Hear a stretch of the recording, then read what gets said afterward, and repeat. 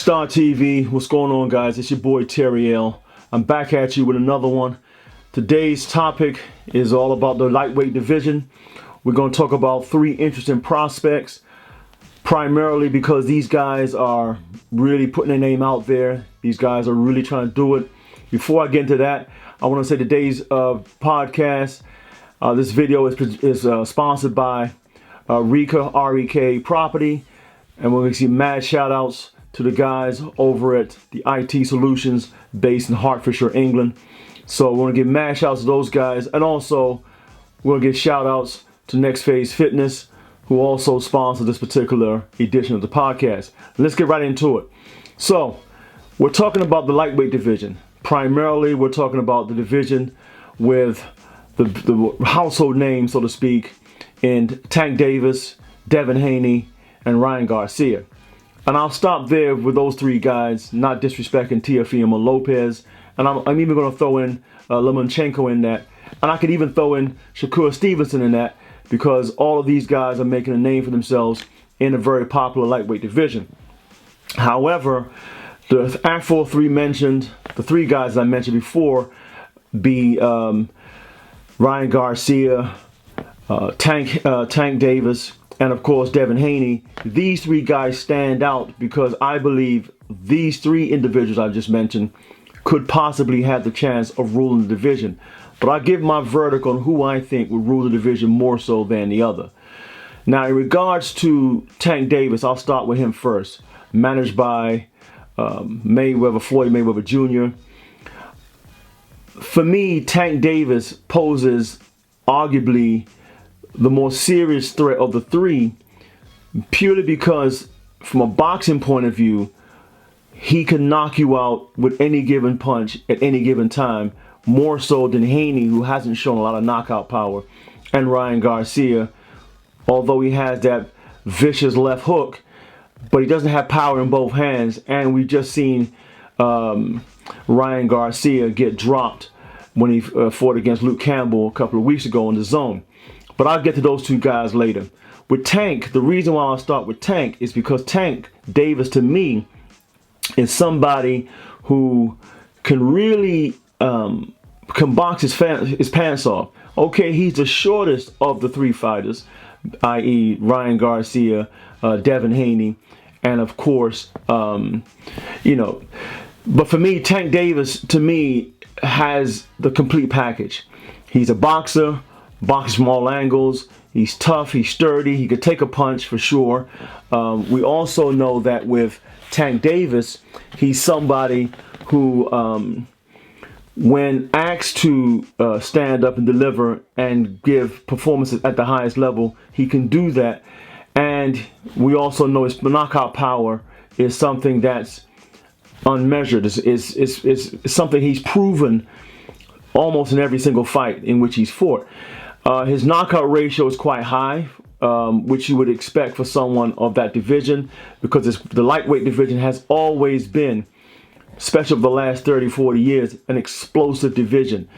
The likes of people like Mayweather, even Pacquiao, just to name a few, in recent times, have excelled coming from the super featherweight division and coming through the lightweight divisions and going on up. So it's well known that the lightweight division does hold a lot of credence in the world of boxing, the sport of boxing. But in regards to Tank Davis, I just like everything about him. I know people pick on him about his height. I'm not worried about that. I'm worried about whether or not he's going to be able to keep his weight in check, because as we know, he's had problems on the scales, and his lifestyle outside of boxing has always been, how can I say, he has always been living the life. If you look at Tank Davis outside of his fights, does look a bit porky, and as opposed to the aforementioned Ryan Garcia and Devin Haney, they pretty much walk around at the lightweight limit, or obviously you can't walk around the lightweight limit forever, because that's virtually impossible. However, but these guys really do look lean and trim without the fights being in place. But for me, Devin Haney is the next person I want to segue into, Devin Haney, because to me, Devin Haney, as a boxer, I like him the most of all the three I just mentioned before, i.e. Ryan Garcia and Tank Davis. As a pure boxer, I like Devin Haney's boxing skills more so than Ryan Garcia and Tank Davis. But as a complete fighter, knockout specialist, and a boxer, I like Tank over all three. But with Devin Haney, to me, if you just put down the boxing alone, I think he boxes the pants off anybody in the lightweight division. I think he's the guy that everyone's trying to make sure that they stay away from him as long as possible, if they can help it, until maybe he loses, if he loses, anytime soon. But Devin Haney, boxing skills alone, stands out above anyone in the lightweight division, hands down. That's for me. Just to kind of segue into who I think the biggest monster of the lightweight division is, that's Teofimo Lopez. That's an easy one, because he's a big lightweight. And before long, and his father's always intimated his coach that he will move up a weight class, and he won't stay the weight class that he is for very long, purely because he's a big lightweight, and he's probably more suitable for the 140-pound limit, and he could possibly even fight at the welterweight limit as his body matures. But in another segment, I'll talk about how the boxers fluctuate in weight and why some boxers have to move up in weight the older they get, and even as they mature, because sometimes maturation doesn't necessarily mean age. You can mature a lot quicker than some other fighters. So in psychology, they call that biological and chronological. So biologically, you could look big for your age, but chronologically, you're just a certain age.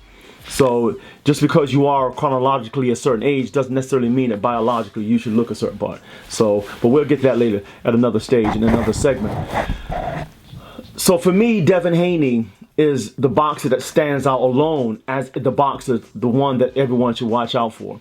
In terms of popularity is concerned, and that's pretty much an easy one, because Ryan Garcia is probably the most popular boxer of the three, just based on the stuff that he's doing away from boxing. His social media account is off the charts. His popularity in various sectors around the world. He's got a little fashion line with his eyeglass fashion line. He's arguably worth a lot more money than the previous boxers in the lightweight division. He's made a ton of money so far. I mean, Forbes has already listed him somewhere around 10 million, his net worth. And that's incredible for a 22-year-old who literally just turned pro a few years ago. So, and that's down to a number of factors that the other fighters don't necessarily have. And Teofimo Lopez could benefit from that, but he probably doesn't have the sort of pizzazz that and the looks that Ryan Garcia has. He's a pretty boy in the sport. He's affable. He talks very well. Talks a good game. His social media game is on point. So all of those things matter. I mean, people say, oh yeah, well, he's a social media warrior and all that kind of stuff. Well, if social media didn't matter, Floyd wouldn't have a social media account. It just so happened that when social media became very popular, Floyd was still relevant at the time, so he benefited from being on social media, and so that's why his Instagram account is off the chart. So the fact that people make a big deal about Ryan Garcia having a social media account is nonsense to me. In reality, I think if what they should do is basically say, well, he has a social media account, good for him, and he's just maximizing whatever time he has left in the sport to use that to propel to heights or levels that he believes is good for him and his career. So good for him. So I don't knock him for that. What I knock Ryan Garcia for is just on the boxing level. On a boxing level, yes, he can knock people out if he hits you with the right punch. The body shot he hit Luke Campbell with was a sensational punch. However, what I'm not really impressed with is his defense. He leaves his chin up in the air too long for me. And the punch that Luke Campbell dropped him with was a perfect punch. But Luke Campbell's not a big puncher. So if he can get dropped by Luke Campbell, who Luke Campbell has been dropped by Lomachenko, who isn't really known as a big puncher, but can punch. And he got dropped by Linares, who was a knockout specialist. Okay, so, and if you look at Campbell's knockout record, it isn't impressive. It isn't even a big knockout record. So the fact that he's been knocked out by, or he's been dropped by a not known to be a good puncher or big puncher is a concern for me when he goes against people like Tank, if he ever does fight Tank. In a separate segment, I'm also going to talk about the fight that's pending, or supposedly pending, between between Ryan Garcia and Manny Pacquiao. That's questionable and suspect, even though it hasn't been made. I have my doubts about that fight, and I even have my doubts even as to why that fight should even take place, or why it's taking place. But we'll get to that in another segment. For now, of the lightweight division, my picks are Ryan Garcia, Tank Davis, and Devin Haney. And just to reiterate, the lesser threat of the three is Ryan Garcia. That's why I named him last. Or actually, I spoke about him last. The person I spoke about in the beginning was Tank Davis. I think he poses the biggest threat. Because as a threat, anyone who's a boxer puncher, to me, is a bigger threat than someone who could just knock you out. Because if you neutralize his ability to knock you out, then what else does he have? And although we know Ryan Garcia has heart, but every fight in the division has heart. In fact, every fighter that goes out there and lays those gloves up has heart. What I question is durability. I don't even know if I'm putting it out there. I would be pleasantly surprised if Ryan Garcia fights at 30 years old, because unless he changes something about his boxing style, unless he changes something or adds something to his boxing style, i.e. defense, he's not going to have a very long career. Whereas Devin Haney has everything. He has punching power, he has boxing ability for days, but he doesn't have the punching power like Tank Davis.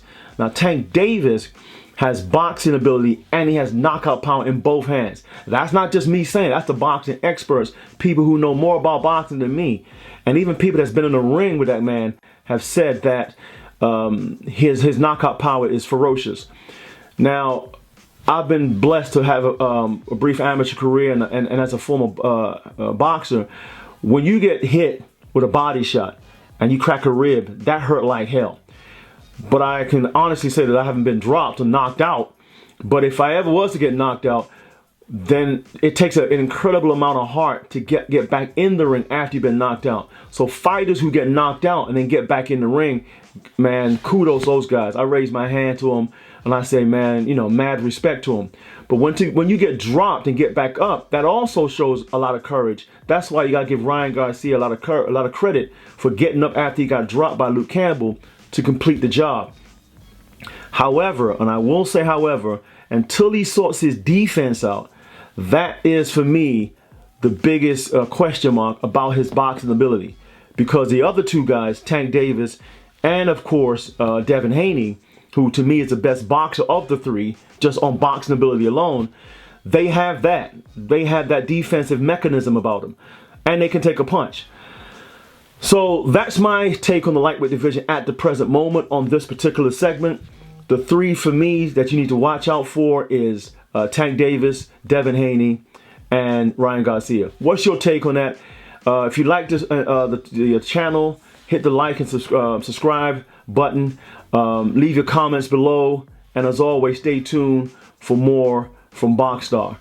That's me for right now. I'm out of here. I'll holler back at y'all. I'm back with you later on for another one. Peace out.